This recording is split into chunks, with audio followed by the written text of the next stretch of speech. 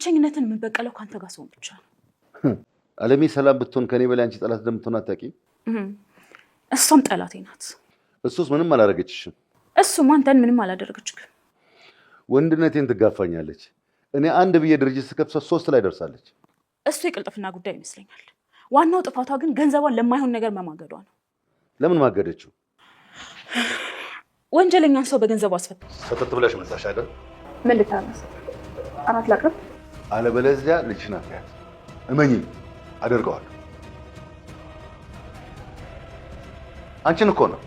ምንድን ነው የምትፈልገው? አለም ያለችበትን ታውቂያለሽ? አዎ። ስለዚህ ትወስጂኛለሽ። እሺ። ሽንቼሽ አላውቅም እንዴ? አንተ የእናቴን ቤት ታውቃለህ እንዴ? አንቺም እኮ እንዳያውቀው ፈቃደኛ አይደለሽ።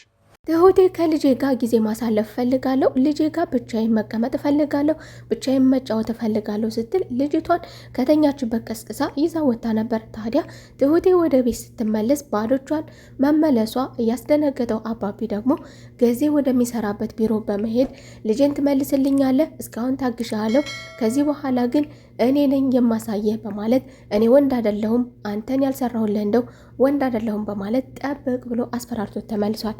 ታዲያ ትሁቴም ነገሩን ለማረጋጋትና እንዲሁ ደግሞ በመካከላቸው ጦርነት እንዳይፈጠር አባቢ ላይ ችግር እንዳይደርስበት አባቢ የማይሆን ችግር ውስጥ በሷ ምክንያት ጦስ ውስጥ እንዳይገባባት ስትል እንዲሁም አባቷ ደግሞ ከክፍለ ሀገር እስካሁን ልጄን ታግሻለሁ፣ ልጄን እያልኩኝ ታግሼሻለሁ፣ አሁን ግን ልጄን የማታመጭልኝ ከሆነ ልጄን የወሰደው ሰውዬ ጋር እኔ ራሴ እመጣለሁ፣ እሱ ጋር ትወስጅኛለች በማለት ነገሮቹ ወደ ከፋ ደረጃ ደርሰዋል።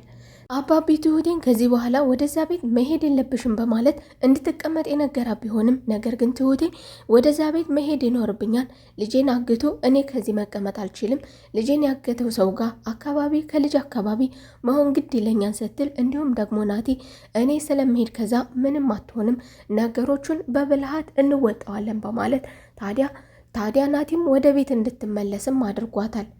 ትሁቴ ወደ ቤቲ በመምጣት ቤቲን ልጇን እንድትመልስላትና ስለ ልጇ እንደምታውቅ እሷም ገዛኸኝ አንድ ነገር የሚያደርግ ከሆነ እሷም አብራው እንደምታደርግ እርግጠኛ ስለሆነች ታዲያ ልጄን እንድትመልሱልኝ ፈልጋለሁ ያለች ቢሆንም ነገር ግን ቤቲ ስለ ልጅቷ ምንም የምታውቀው ነገር እንደሌለና ስለዚህም ጉዳይ የሚያገባን ነገር እንደሌለ እኔ ምን ቤት ነኝና እኔ ስለዚህ ጉዳይ የምከራከረው ነገር ግን ስለ ልጅሽ ጉዳይ አላውቅም በማለት ድርቅ ብላለች።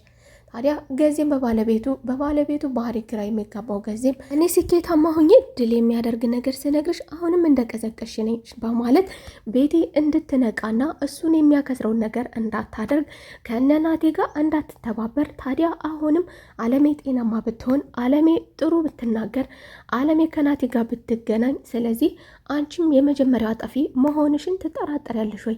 ታዲያ ቤቲም በዚህ ነገር ላይ እሷ እውነት ነው ናቲ ይህን ነገር ቢያውቅ ኖሮ እናቱ በህይወት መኖሯንና ከእናቱ ጋር በአካል ቢገናኝ ኖሮ ዝም አይለንም ነበር።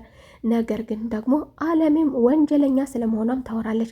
አለሜ ምንም ያደረገችው ነገር የለም፣ አንቺንም ምንም አላደረገችም በምን ከባለቤቷ ከገዜ ጋር ታዲያ እኔም ብቻ ሳይሆን አንተንም እኮ ምንም አላደረገችም።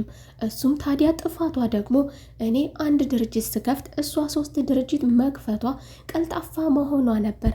ታዲያ ቤቲም ደግሞ ስለዚህ የእሷ ትልቁ ጥፋት ደግሞ እኔ ጋር ወንጀለኛ ከእስር ማስፈታቷ ነው በማለት ለገዜ ከሱ ጀርባ እየተጓዘች መሆኑንና እሱን የሚጥለውን ነገር ስለሱ የተደበቁ ነገሮችን መፈልፈሏ ለሱ አዲስ ነገር ሆኖበታል።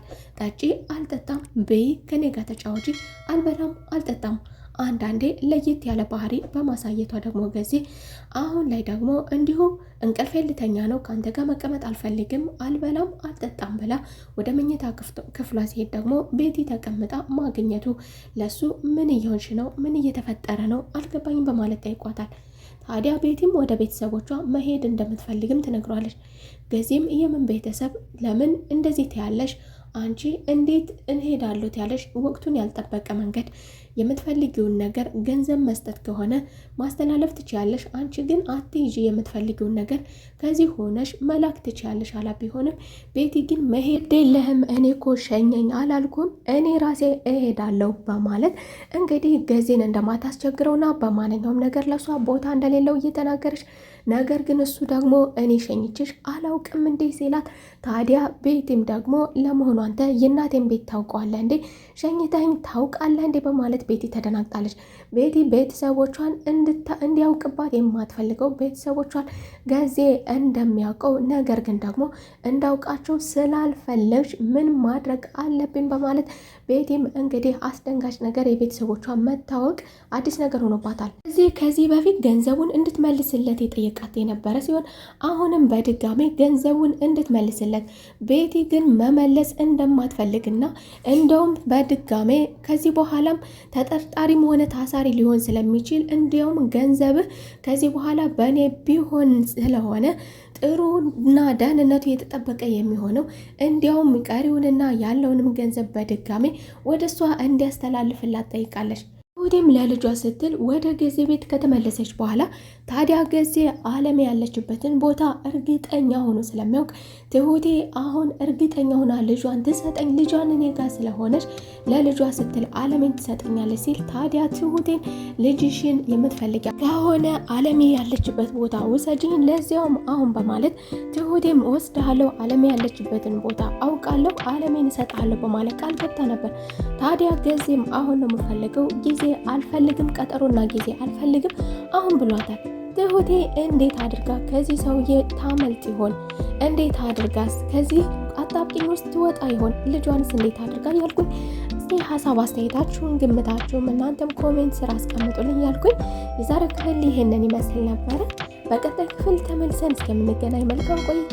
ቪዲዮን ላይክ ማድረግ አትርሱ። እንዲሁም ለቻናሉ አዲስ ከሆናችሁ የደወል ምልክቷን በመጫን ቤተሰብ ሁኑ እያልኩኝ መልካም ቆይታ